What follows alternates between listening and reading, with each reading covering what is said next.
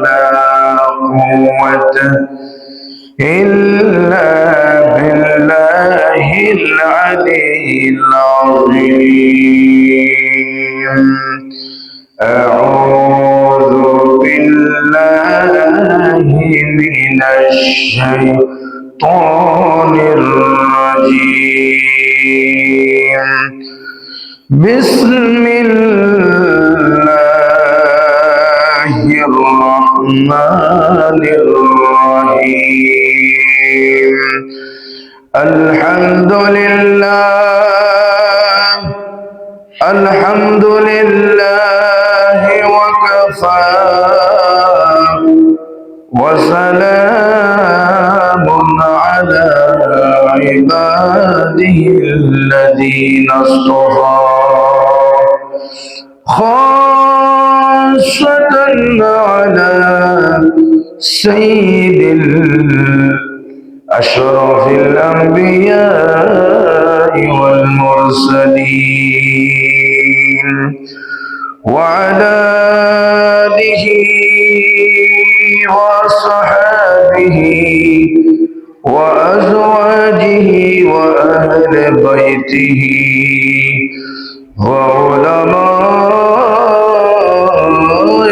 أهل سنته أجمعين. أما بعد فقد قال الله تعالى عز وجل في شان حبيبه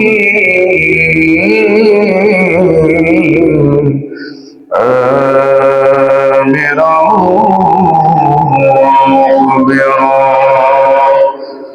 إن الله وملائكته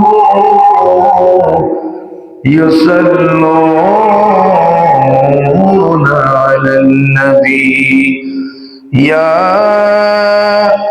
أيها الذين آمنوا صلوا عليه وسلموا تسليما. صلى الله على محمد وآله وصحبه وسلم. صلى الله على سيدنا محمد وآله وصحبه وسلم. اللهم صل على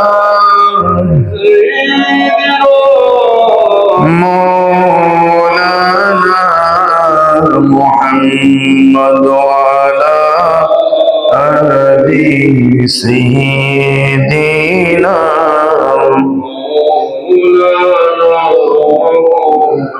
আল্লাহ তুমি দয়া করো নসিব করো মদিনা।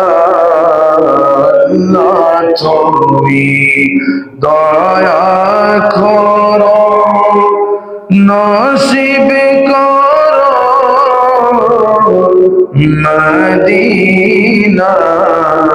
নবীজি কে না দেখিয়া কবর দেশে নিও না।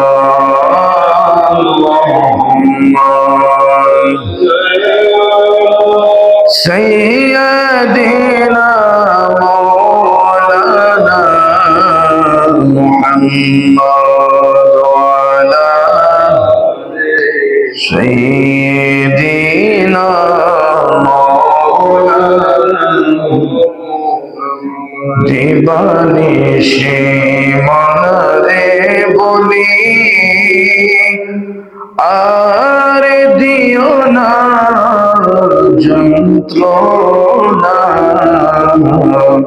ধনী যদি হইতাম ধনী যেতাম সোনার মদিনা আল্লাহুম্মা সাল্লি আলা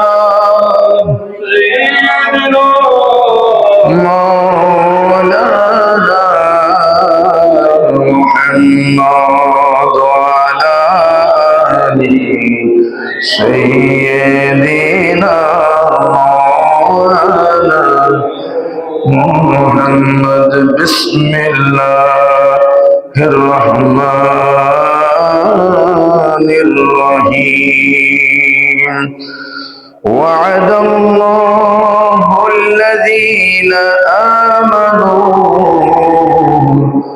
وعملوا الصالحات منهم مغفرة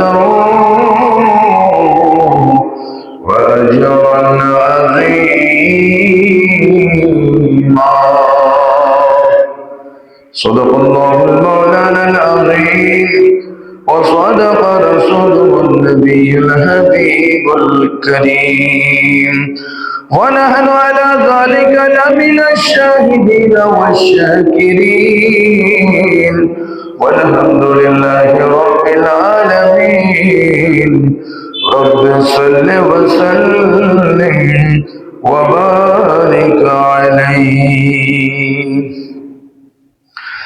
میں سجدہ کروں یا کہ دل کو سنبھالو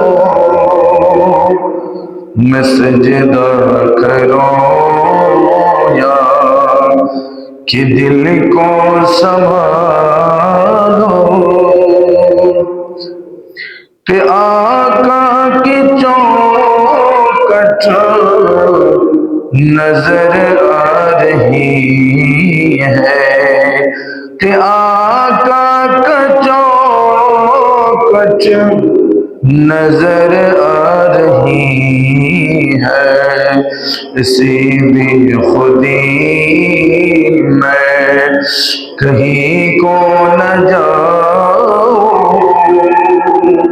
اسی بھی خودی میں کہیں کو نہ جاؤں تڑف نور والے کی طرف آ رہی ہے تڑف نور والے کی طرف آ رہی ہے میں سجدہ کروں یا کہ دل کو سنبھالو میں سجدہ کروں یا کہ دل کو سنبھالو کہ آقا کا چوکھٹ نظر آ رہی ہے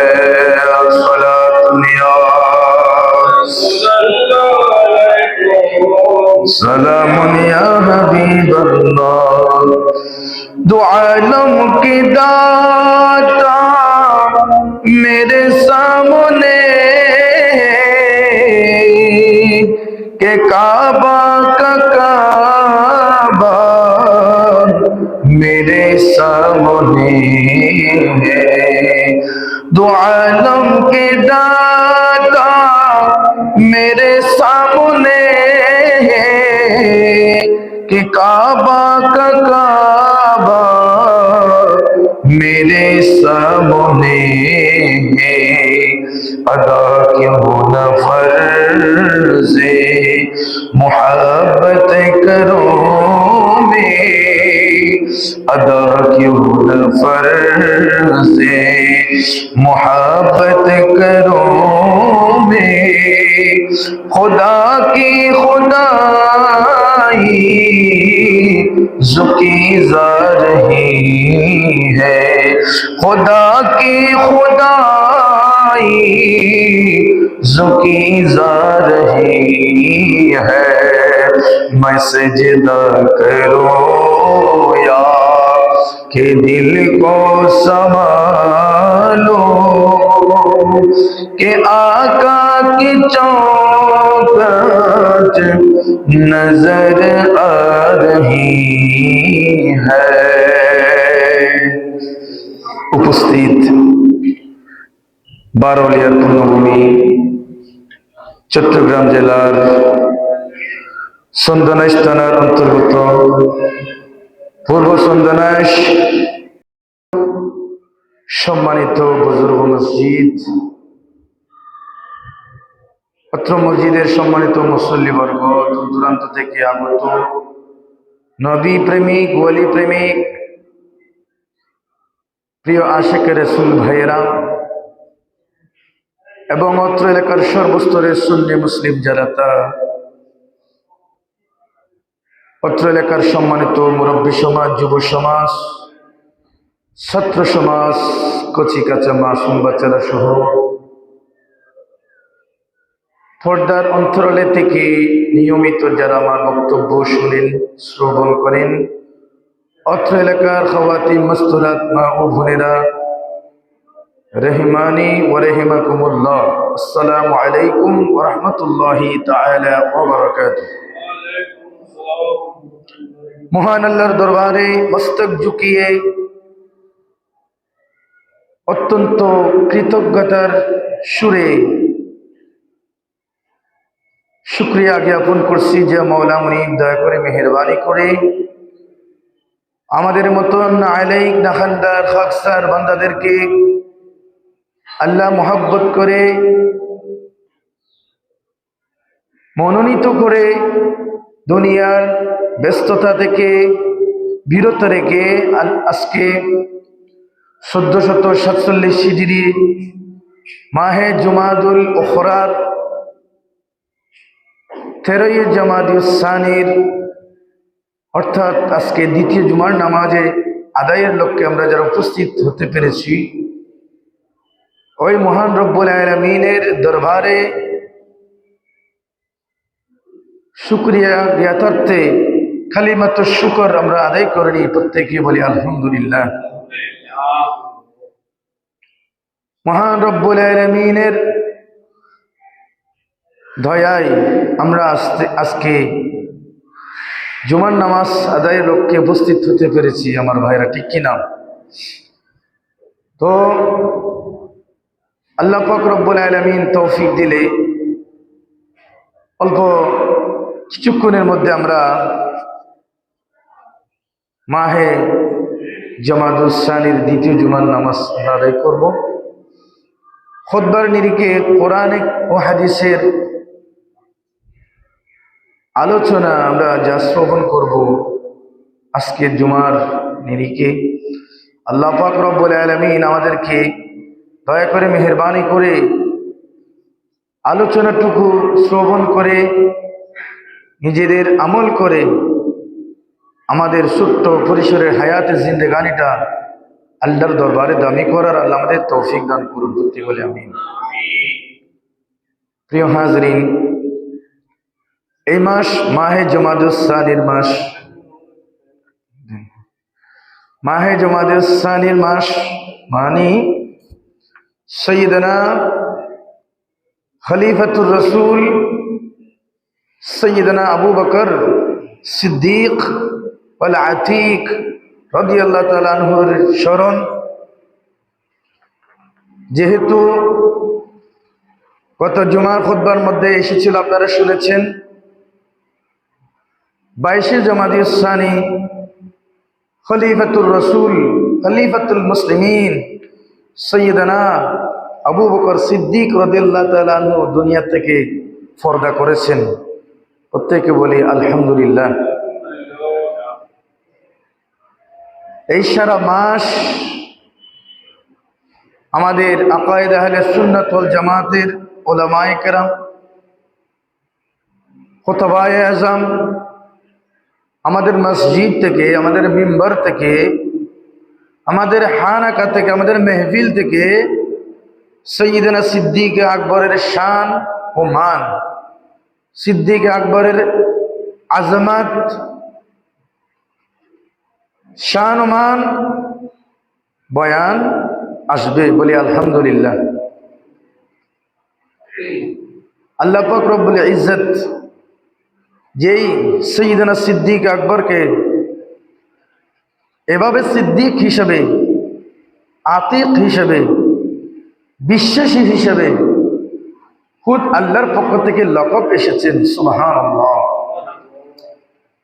যে সিদ্দিক আকবর আমার রাসূল পাক সাল্লাল্লাহু আলাইহি ওয়াসাল্লামের একনিষ্ঠ সাহাবা, একনিষ্ঠ সাহাবা, যা কোরআনে কারীমের আয়াতের মাধ্যমে সাবিত হয়েছে, বলি সুবহানাল্লাহ। সেই সিদ্দিক আকবর আমার নবীর কেমন সাহাবী, কেমন সঙ্গী, শিশু কিশোর থেকে আরম্ভ করে যৌবনকাল থেকে একেবারে আমার রাসূলের পর্দা পর্যন্ত ওতপ্রোতভাবে অঙ্গাঙ্গিভাবে জড়িত। মা আয়েশা সিদ্দিকা রাদিয়াল্লাহু তাআলা আনহার জবানে হাদিস শরীফ বর্ণনা করেছেন, আমার রাসূল সাইয়েদনা সিদ্দিক আকবরের চাইতে বেশি কাউকে মহব্বত করতেন না, সুবহানাল্লাহ। যার কারণে সিদ্দিক আকবর যেমনিভাবে আমার নবীর সারা জীবনের সাথী ছিলেন, হিজরতের রাতের সাথী ছিলেন, গারে সুরের সাথী ছিলেন, এবং মৃত্যুর পরেও, ইন্তেকালের পরেও কিয়ামত পর্যন্ত আমার নবীর কবরের সাথী সবজ গম্বুজের নিচে এখনো শুয়ে আছেন, বলে আলহামদুলিল্লাহ। শুধু তাই নয়, আমার নবীর সাথে কাল কিয়ামতের ময়দানে হাশরের মাঠেও আমার নবীর সাথে সাথে উম্মতের জামিনদারি করবেন, সুবহানাল্লাহ। সেই জান্নাত পর্যন্ত আমার নবীর সাথী হবেন। এই জন্য একটা কথা আছে, মান আহাব্বা শাইআন আকসারা যিকরাহু, মান আহাব্বা শাইআন আকসারা যিকরাহু, যে যাকে মহব্বত করে তার স্মরণ তার অন্তরে বেশি থাকে, সুবহানাল্লাহ। আমরা আমাদের জবানে নবী নবী জিকির থাকে, আমাদের অন্তরে নবী নবী জিকির থাকে, আমাদের বয়ানে নবী নবী জিকির থাকে, আমাদের মুনাজাতে নবী নবী জিকির থাকে, আমাদের নামাজে আসসালামু আলাইকা আইয়ুহান নবী বলতে আমার নবীর স্মরণ থাকে, সুবহানাল্লাহ। এটা আমাদের আকিদা আহলে সুন্নাত ওয়াল জামাতের অন্যতম নিদর্শন। নবীর প্রেম, নবীর ভালোবাসা, নবীর মুহাব্বত, এটা ঈমানের অন্যতম শর্ত এবং মুমিনের অন্যতম আলামত, সুবহানাল্লাহ। সেই সিদ্দিক সৈয়দনা সিদ্দিক আকবরের শান, মান, ইজ্জত, তাজিম, তাকরীম আমাদের মুমিনদেরকে বুঝার আল্লাহ তৌফিক দান করুন, আমিন। সালাতুন ইয়া রাসূলুল্লাহ, সালামুন ইয়া হাবিবাল্লাহ, আলাইকুম সাল্লি আলা সাল্লি আলা মুহাম্মাদিন, সাল্লি আলা হাবিবিনা মুহাম্মাদিন, মেরে বিরদ লো है नबी नबी, मेरा दिल मोकाम हबीब है, मैं मरीज इश्क रसूल हूँ, वो हबीब मेरा तबीब है, मेरे दिलो है नबी नबी। सलातुन या रसूलल्लाह अलैकुम, मैं बड़ा अमीर कबीर हूँ, मैं बड़ा अमीर कबीर हूँ, शाहिदो सरा का असीर हो, दर मुस्तफा का फकीर हो, दर मुस्तफा का फकीर हो, मेरा रिफ़ातों में नसीब है, मेरे विर्द लोगों है नबी नबी।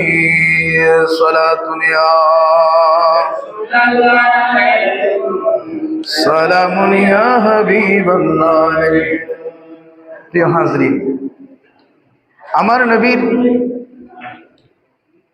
আমার নবীর দুনিয়া থেকে পর্দার পর পরেই সৈয়দনা সিদ্দিক আকবর উম্মতের খলিফা হন, খলিফাতুর রাসূল নিয়োজিত হন। সুবহানাল্লাহ।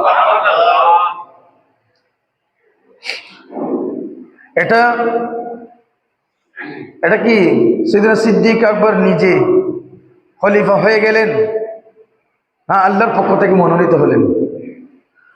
আল্লাহর পক্ষ থেকে মনোনীত হলেন। সুবহানাল্লাহ। উপস্থিত জনতা সকলে মিলে সৈয়দনা সিদ্দিক আকবরকে সাপোর্ট করে গণতন্ত্রের মাধ্যমে সকলের সম্মিলিত ইচ্ছায় সৈয়দনা সিদ্দিক আকবরকে খলিফা বানানো হয়। সুবহানাল্লাহ। খেলাফত ছিনতাইকারী নয়। আমাদের আজকে মুসলিম মিল্লাত একটা ফেরকা আছে, সিদ্দিক আকবর নাকি খেলাফত জোর করে ছিনতাই করেছে, নাউজুবিল্লাহ। তো আল্লাহ রসুল দুনিয়া থেকে পর্দা করার সময় এর পরে কে লিডার হবে, কে খলিফা হবে, কে মুসলিম মিল্লাতকে শাসন করবে, এটা সরাসরি কাউকে বানাই দিয়ে যায় নাই। কিন্তু প্রিয় আশিক ভাইয়েরা, আমার নবী সরাসরি আমার পরে সিদ্দিক খলিফা হবে এটা না বললেও কি হবে, আমার রাসূল আশিকিনদেরকে, সাহাবাদেরকে ইশারা করেছেন আমার পরে আমার সিদ্দিক আসবে। যেমনি ভাবে আমার নবীর যখন ইন্তেকালের আগে মৃত্যুর রোগে আক্রান্ত হয়েছে, নামাজে ইমামত করতে পারতেছেন না, ওই মুহূর্তে সৈয়দনা সিদ্দিক আকবরকে ইমামতের দায়িত্ব দেওয়ার মাধ্যমে আমার নবীর ইশারা রয়েছে, ইঙ্গিত রয়েছে, আমার পরে আমার সিদ্দিক আসবে, আমার পরে এখানে খলিফা হিসেবে আল্লাহর পক্ষ থেকে মনোনীত খলিফা হচ্ছে আমার সিদ্দিক আকবর। উচ্চ আওয়াজে বলুন সুবহানাল্লাহ। প্রিয় হাজরিন, আমার নবী যখন দীর্ঘ কয়েকদিন যাবত অসুস্থ, মদিনাতুল নববী শরীফে সাহাবাদেরকে নিজের ইমামতে নামাজ পড়াতে অক্ষম, ঠিক সিদ্দিক আকবরকে অনুমতি দিলেন, ও সিদ্দিক, তুমি তোমার নেতৃত্বে, তোমার ইমামতে তুমি জামাত আদায় করো। সুবহানাল্লাহ। আমার নবী, প্রিয় হাজরিন, দেখুন আমার নবীর মুহাব্বত তাজিম কি জিনিস। সিদ্দিক আকবরকেও অনুমতি দিলেন, ও সিদ্দিক তুমি নামাজ পড়াও। যখন আমার নবীর অর্ডার নির্দেশে সিদ্দিক আকবর নামাজ পড়াচ্ছিলেন, ঠিক সেই সময় আমার রাসূল পাক সাল্লাল্লাহু তাআলা আলাইহি ওয়াসাল্লাম যখন একটু সুস্থতা বোধ করলেন, হঠাৎ করে মা আয়েশাকে বললেন, ও আমার আয়েশা, তুমি আমাকে একটু ধরে ধরে তুলো, দেখি আমার উম্মত আজকে সিদ্দিক আকবরের নেতৃত্বে ইমামতে নামাজ আদায় করতেছে। যেই নামাজ কায়েমের জন্য, যেই দিন কায়েমের জন্য আমি নবী দিনে দিন রাতারাত কষ্ট করেছি, উহুদের জমিনে দন্দন শহীদ করেছি, খাইবারের জমিনে যুদ্ধের জন্য না খেয়ে পেটে পাথর বেঁধে আমি যুদ্ধ করেছি।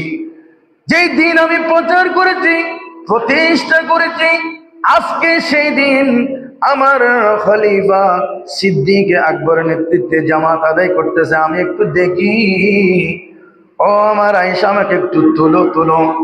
তখন আমার নবী যখন বিছানা থেকে উঠে আসলেন, আমার নবী যখন জামাত চলাকালে অবস্থায় দেখতেছেন, তখন সাইয়েদনা সিদ্দিক আকবরের নেতৃত্বে ইমামতে নামাজ আদায় হচ্ছে। ঠিক কিনা আমার ভাইরা? সেই সময় হঠাৎ করে আমার নবীর উপস্থিতিতে সাইয়েদনা সিদ্দিক আকবর টের পেলেন। হঠাৎ করে আমার নবীর উপস্থিতি অনুভব করার সাথে সাথে সাহাবায়ে কেরামগণ নামাজের ভিতরে এভাবে এভাবে হাততালি দিচ্ছিলেন। সুবহানাল্লাহ, খুশি হয়ে হাততালি দিচ্ছিলেন। সিদ্দিক আকবর টের পাওয়ার সাথে সাথে ইমামতের মুসাল্লা থেকে সরাসরি পিছনে চলে আসলেন। সুবহানাল্লাহ। আমার নবীর উপস্থিতিতে সিদ্দিক আকবর পিছনে চলে আসলেন, আমার নবীকে ইমামতে দাঁড় করাইয়ে দিলেন। সুবহানাল্লাহ। প্রিয় হাজরিন, আমার নবীর মুহাব্বত, আমার নবীর তাজিম কতটুকু সাহাবায়ে কেরাম ঈমানের ক্ষেত্রে, নিজের মুহাব্বতের ক্ষেত্রে কতটুকু দাম দিয়েছেন, অগ্রাধিকার দিয়েছেন। দেখেন, নামাজ আল্লাহর জন্য, নামাজ কার জন্য?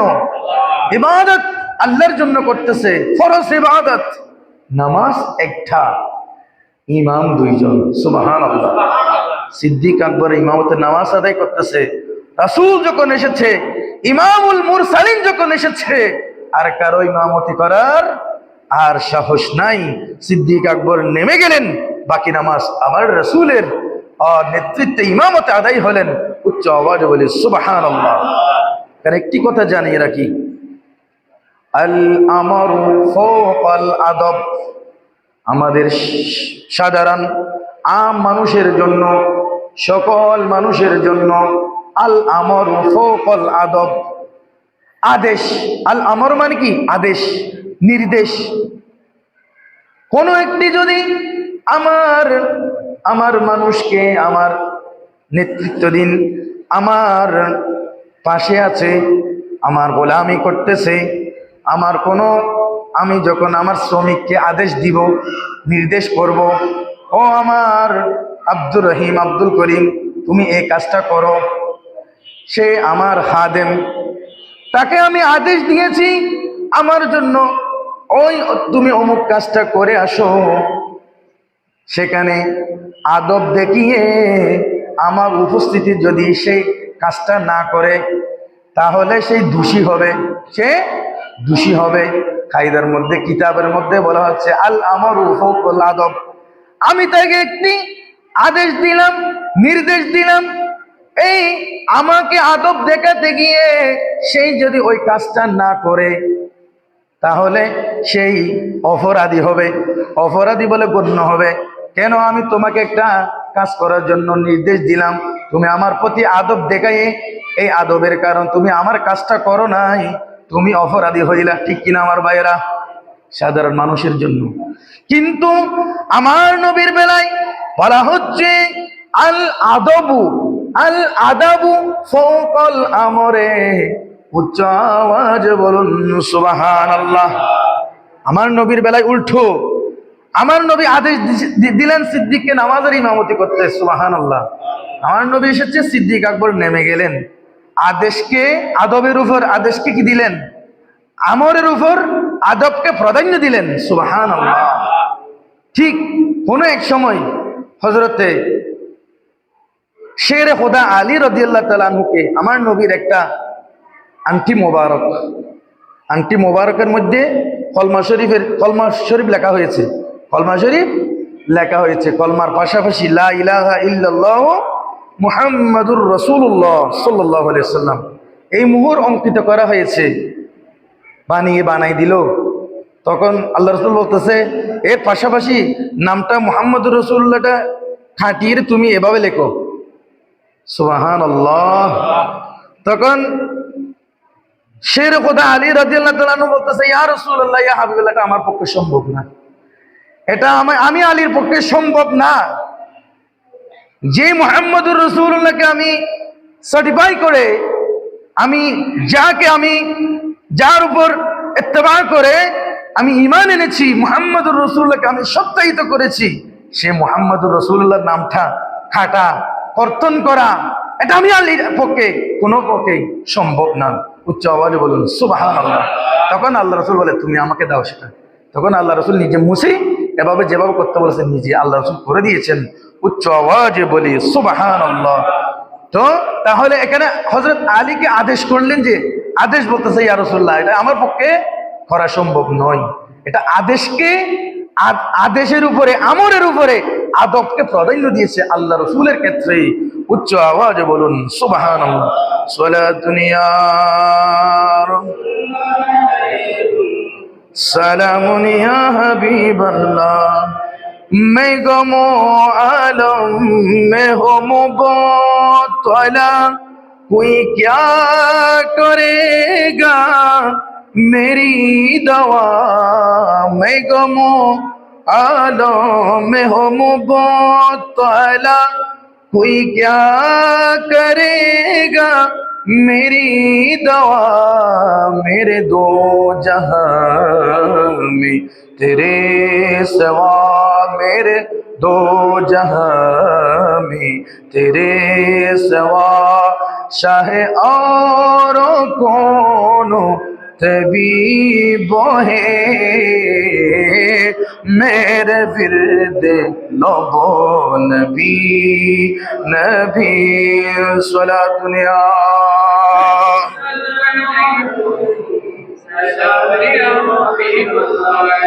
প্রিয় হাজরিন, সাইয়েদনা সিদ্দিক আকবর যখন অন্তিম মুহূর্ত, একেবারে মালাকুল মউত সন্নিকটে আসবে, মৃত্যুর বিছানায় শায়িত রইলেন, একেবারে তার এই অসুস্থতারা একেবারে বৃদ্ধি পেল, তখন সাহাবায়ে কেরাম সকলে সিদ্দিক আকবরকে দেখতে আসলেন। সকলে দেখতে এসে গোল মিটিং করে সবাই বলতেছে, হে আমিরুল মুমিনিন সিদ্দিক আকবর, আপনার তো এই রোগটা দিনে দিনে বৃদ্ধি পেতে লাগলো, আপনার একজন চিকিৎসক প্রয়োজন, আপনার চিকিৎসা দেওয়া প্রয়োজন, আপনাকে সুস্থ হতে হবে। তখন সিদ্দিক আকবর বলে, ও আমার সাথী, সঙ্গী সাথী, তোমাদের এই চিকিৎসা করা তোমাদের দায়িত্ব নয়, দরকার নাই। আমি মনে করি না আমার এই মুহূর্তে চিকিৎসা করার দরকার। আমাকে সেই খোদা বারি তাআলা দিদার দেওয়ার জন্য হয়তো সময়টা আমার কাছে এসেছে। এই জন্য সিদ্দিক আকবর বলেন, মেরে বিরদে লোভে নবী নবী, আমার টুটে, আমার জবানে জিকির হচ্ছে নবী নবী। সুবহানাল্লাহ। मैं मरीज इश्क रसूल हो, আমি তো আমার রসুলের প্রেমিক, আমি তো আমার রসুলের ইশকের মধ্যে ফেদা হয়ে গেছি, আমি তো আমার রসুলের মুহাব্বতের রোগে আক্রান্ত হয়ে গেছি। আমার ডাক্তার হচ্ছে একমাত্র খুদ রসুল আরবি সাল্লাল্লাহু তাআলা আলাইহি ওয়াসাল্লাম। উচ্চ আওয়াজে বলি সুবহানাল্লাহ। সালাতুন ইয়া রাসূলুল্লাহ।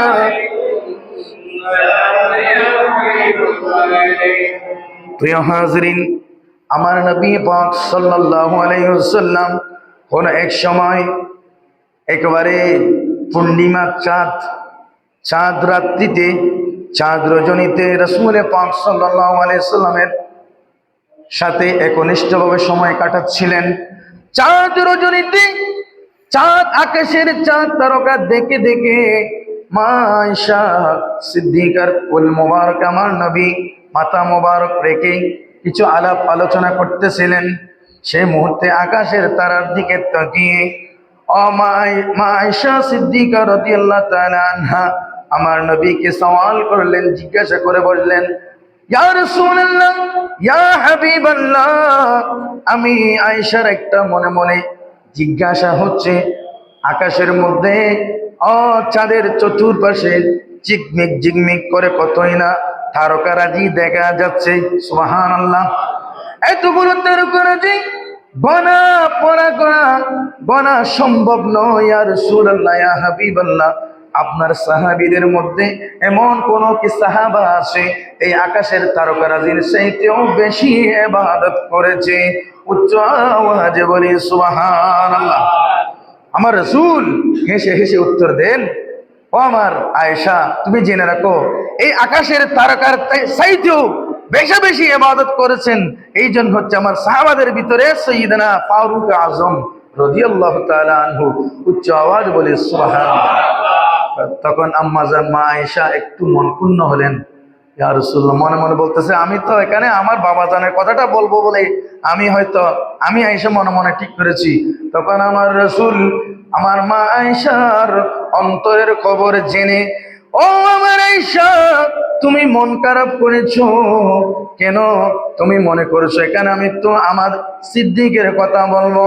তাহলে এই আয়েশা, তুমি এটাও জেনে রাখো, শুনে রাখো, আমার সিদ্দিকের জন্য এই আকাশের তারকারাজি আমি ফারুক আজমের জন্য বলেছি। ও আমার আয়েশা, তুমি এও জেনে রাখো, যেদিন আমার সিদ্দিক আকবরের ইবাদত কার সাথে তুলনা হবে, আমার সিদ্দিক আকবরের ইবাদত আমি কার সাথে তুলনা দিতে পারি? যে ফারুক আজমের ইবাদতের কথা তার সাথে আমি উপমা দিলাম, তুলনা দিলাম।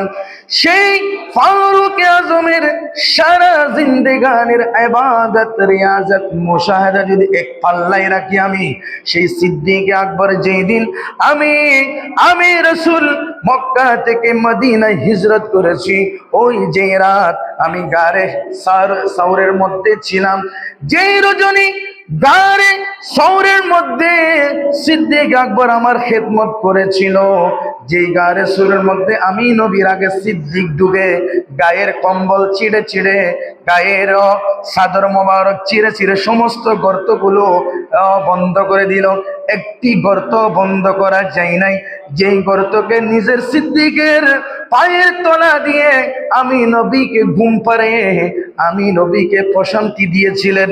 ও সেই বিষাক্ত সর্পের সুবল খেতে খেতে একটা দুইটা টানা টানা সুবল দিতে দিতে সারা শরীর সিদ্দিক আকবরের সারা গায়ের শরীরে বিষে বিষাক্ত হয়ে গেলেন। তারপরে আমার নবীকে জাগ্রত করে নাই। ওই মুহূর্ত, ওই রাতের ইবাদত যদি আমি এক পাল্লায় রাখি, ও ফারুক আজম সহ দুনিয়ার সকল মানুষের ইবাদত এক পাল্লায় দিই, কখনো কখনো সমান হবে না। সেই জন্য আমার সিদ্দিক আকবর, যার শানে আমার রাসূল বলে দিলেন, আফজালুল বাশারু বাদাল আম্বিয়া। উচ্চ আওয়াজ বলুন সুবহানাল্লাহ। সালাতুলিয়া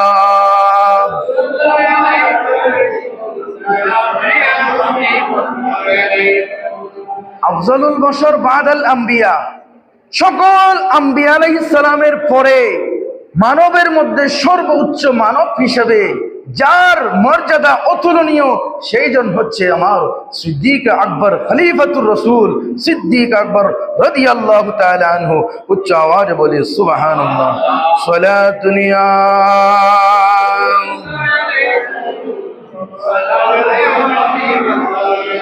প্রিয় হাজিরিন, আমার রাসূলের ইন্তেকালের পরে সিদ্দিক আকবরের নেতৃত্বে আসলেন। এটা এই সময়টা কি তুড়াফুড়া সময়, বাংলাদেশের মতো বা অন্য পাকিস্তান, ইন্ডিয়া কোন একটা, আমাদের বাংলাদেশ একটু জাস্ট উপমা হিসেবে 1971 সালে যুদ্ধ হওয়ার পরে, স্বাধীন হওয়ার পরে অনেকটা আমাদের নীতি, আমাদের টাকা পয়সা, ধন দৌলত হারিয়ে আমরা নিঃস্ব ছিলাম, ঠিক কিনা? এটা কি সেই সময় তুলনা করা যায় যেই খলিফাতুর রাসূলের জামানা, যেই খোলাফায়ে রাশিদিনের যুগকে, খোলাফায়ে রাশিদিনের খেলাফতকে আল্লাহ রাসূল স্বর্ণযুগ বলেছে। সুবহানাল্লাহ, স্বর্ণযুগ বলেছে। এখানে কোনো ভুল নাই, কোনো ভুল নাই। কোনো ভুলের, সকল প্রকার ভুল থেকে এই আমার রাসূলের জীবন থেকে সাইয়্যিদনা সিদ্দিক আকবর, ফারুক আজম, ওসমান গনি, হযরতে আলী রাদিয়াল্লাহু তাআলা আনহু সহ এগুলাকে একেবারে স্বর্ণযুগ বলে আল্লাহ রাসূল আখ্যায়িত করেছেন। সুবহানাল্লাহ। আমার রাসূলের ইন্তেকালের পরে অনেক ইসলাম বিস্তৃত হয়েছে, ইসলাম বিস্তৃত হয়েছে। নতুন নতুন মুসলমান ধর্ম গ্রহণ করেছে।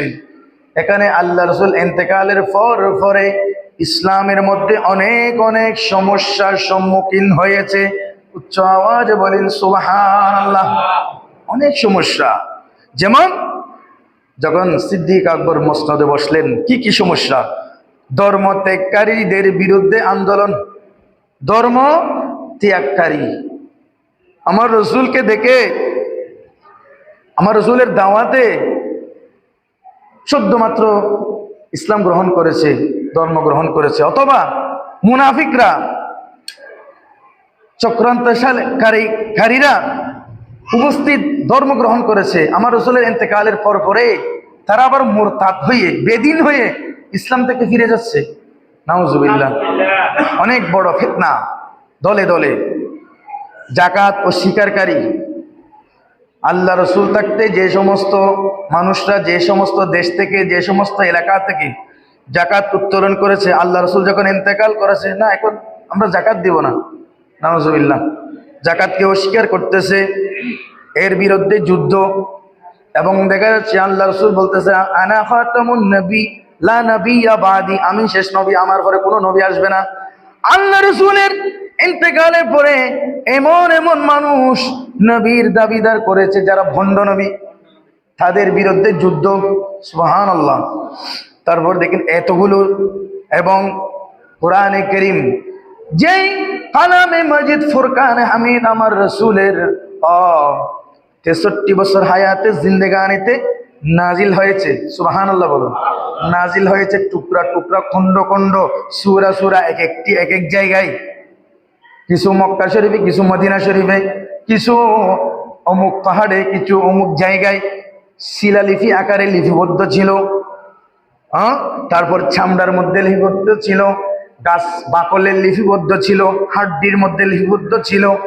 এক এক সাহাবা থেকে এক এক টুকরো এক এক জায়গায় মুখস্থ ছিল, কারো কিছু অন্য অন্য জায়গায় সংরক্ষিত ছিল। একটা ফান্ড হিসেবে, একটা গ্রন্থ হিসেবে এক জায়গায় ছিল না। এটা অনেক কঠিন। এই কঠিন কাজ সাইয়েদনা সিদ্দিক আকবরের আমলে সর্বপ্রথম এটা সংকলন হয়েছে। উচ্চ আওয়াজে বলে সুবহানাল্লাহ। অনেক বড় কাজ।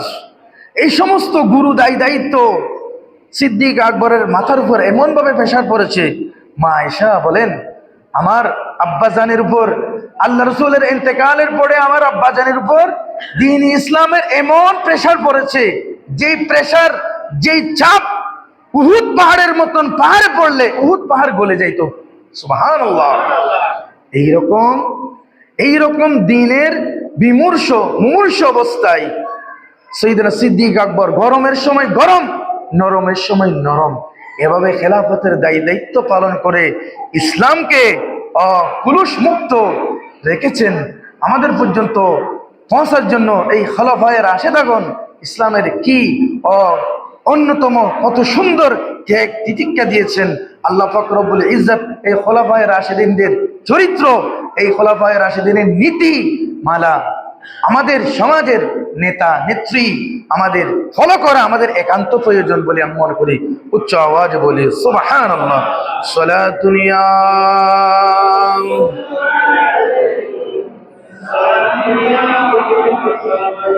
মুহাম্মদ মুস্তাফা নূরুন আলা নূর, হাবিবে কিবরিয়া নূরুন আলা নূর, সালাতুন ইয়া।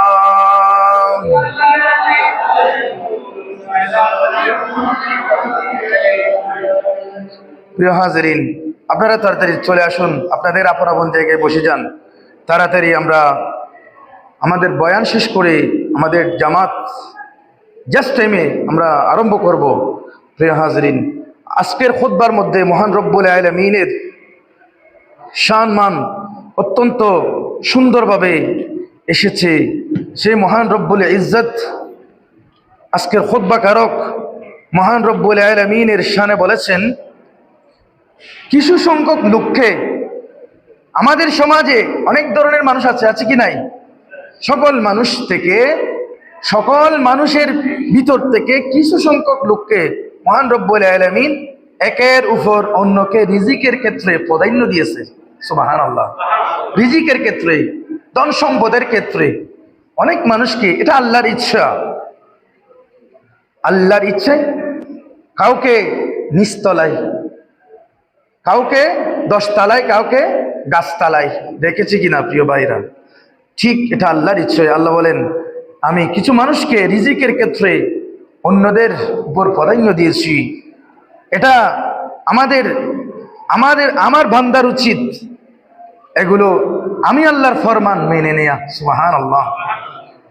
এবং যাকে যা দিয়েছি তার উপর সন্তুষ্ট থাকা, তার উপর সন্তুষ্ট থাকা। এবং আল্লাহর বলেন, বিসমিল্লাহির রহমানির রহিম, ইয়া আইয়ুহাল্লাযীনা আমানু কুলু মিন তাইয়্যিবাতি মা রাযাকনাকুম ওয়াশকুরু লিল্লাহি ইন কুনতুম ইয়্যাহু তা'বুদুন। সুবহানাল্লাহ। বলা হচ্ছে রিজিকের ক্ষেত্রে কাউকে আল্লাহ বেশি দিয়েছে, কাউকে কম দিয়েছে। হ্যাঁ, আমরা আল্লাহর কাছ থেকে চাইতে পারি, কিন্তু কার সম্পদ দেখে আমরা হিংসা করতে পারি না। কার সম্পদ দেখে তার সাথে হাসদ করা, হিংসা করা, নিন্দা করা, এটা একজন মুসলমান হিসেবে আরেক মুসলমানের হক নষ্ট করা। আরেক ভাইয়ের 10 তলা 7 তলা বিল্ডিং থেকে অভুক কিরকম করেছে, কি একটা বিল্ডিং করেছে, এরকম বলে বুকে সোয়ার না দিয়ে নিজে বলতে পারি, হে আল্লাহ, আমার ভাইকে যেভাবে দিয়েছেন আল্লাহ আমাকেও দান করেন। আপনার কাছে তো ধন সম্পদ ভান্ডারের অভাব নাই, ইয়া আল্লাহ আমাকেও দান করুন, এভাবে দোয়া করতে পারি। সুবহানাল্লাহ। আল্লাহ পাক রব্বুল আলামিন বলেন সূরা বাকারার 172 নম্বর আয়াতে, ইয়া আইয়ুহাল্লাযীনা আমানু, ও আমার ঈমানদার বান্দারা, কুলু মিন তাইয়্যিবাতি, তোমরা কুলু মিন তাইয়্যিবাতি মা রাযাকনাকুম, আমি আল্লাহ তোমাদের জন্য রিজিক হিসাবে যা দিয়েছি সেখান থেকে যা আমি পবিত্র করেছি, হালাল করেছি তোমাদের জন্য আমি আল্লাহর দেয়া রিজিক থেকে যা তোমাদের জন্য বৈধ করেছি, হালাল করেছি, এই সমস্ত রিজিক থেকে তোমরা খাও, তোমরা পান করো, তোমরা খাও, তোমরা ভক্ষণ করো, আহার করো। উচ্চ আওয়াজে বলি সুবহানাল্লাহ। আমি যা তৈয়ব বলে ঘোষণা করেছি, পবিত্র করেছি। অপর পক্ষে অন্য আয়াত আল্লাহ বলেন, হুররিমা আলাইকুমুল মাইতাতু ওয়াদ-দামু ওয়া লাহমুল খিনজিরি ওয়া মা উহিল্লা লিগাইরিল্লাহি বিহি। উচ্চ আওয়াজে বলুন নাউযুবিল্লাহ। এই সূরা বাকারার এক আয়াতে বলেন, তোমাদের যা আমি পবিত্র হিসেবে তোমাদের জন্য ঘোষণা করলাম তা খাও। অপর আয়াতে সূরা মায়েদার আয়াতে বলেন, হুররিমা আলাইকুমুল মাইতা, মৃতকে তোমাদের জন্য আমি আল্লাহ হারাম করেছি। সুবহানাল্লাহ। ওয়াদ-দাম, রক্তকে আমি তোমাদের জন্য হারাম করেছি। ওয়া লাহমুল খিনজির, শূকরের মাংস খাওয়াকে তোমাদের জন্য হারাম করেছি। ওয়া মা উহিল্লা লিগাইরিল্লাহ, আল্লাহর নাম নেওয়া ব্যতীত যা জবাই হয়, এই সমস্ত বস্তু তোমাদের জন্য হারাম করেছি। অতএব যা হালাল হিসেবে আমাদের জন্য এসেছে তা আমরা গ্রহণ করি।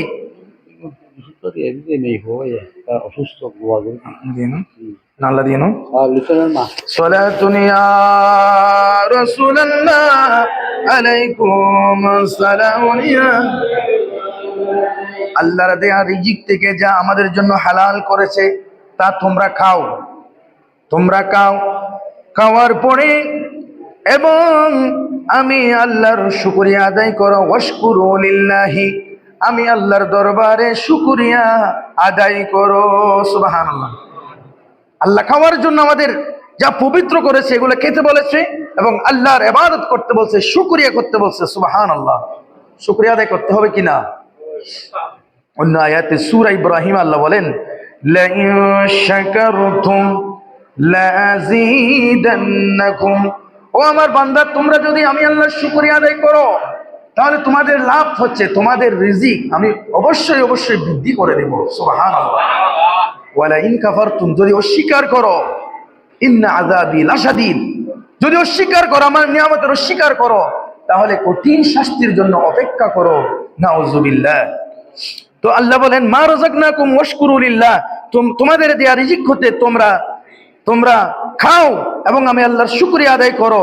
ইন কুনতুম ইয়াহু তা'বুদুন, যদি প্রকৃতপক্ষে তোমরা আমি আল্লাহর দাসত্ব অর্জন করতে চাও। উচ্চ আওয়াজে বলি সুবহানাল্লাহ। এই আয়াতে কারিমা আমাদের জানান দেয় কিছু রিজিক আছে অপবিত্র, কিছু রিজিক আছে হারাম, এগুলোর থেকে বিরত থাকতে হবে। কিছু রিজিক আমাদের জন্য হালাল করেছে, এগুলো আমাদের খেতে হবে। উচ্চ আওয়াজে বলি সুবহানাল্লাহ। আল্লাহ রসুলের হাদিস শরীফে ইরশাদ করেছেন, আল্লাহ রসুল এর জবানে, তালাবা কাসবুল হালালি ফরদুম বাদাল ফরিদা। ও আমার উম্মত, তোমরা জেনে রাখো, পাঁচ ওয়াক্ত পাঁচবার আজান দিলে যেভাবে তোমাদের পঞ্জেগানা নামাজ তোমাদের উপর ফরজ করা হয়েছে, ঠিক তলাবা কাসবুল হালালি, হালাল রিজিক অর্জন করা, হালাল রিজিক অন্বেষণ করাও মহান আল্লাহর পক্ষ থেকে তোমাদের জন্য ফরজ করা হয়েছে। উচ্চ আওয়াজে বলি সুবহানাল্লাহ। হালালকে হালাল ভাবে, হারামকে হারাম ভেবে আমাদের এই পেটকে, আমাদের এই শরীরকে হারাম থেকে বেঁচে থেকে নিজের জবানকে পবিত্র রেখে আল্লাহর ইবাদত করার আল্লাহ আমাদের তৌফিক দান করুক। আমিন। প্রিয় হাজরিন,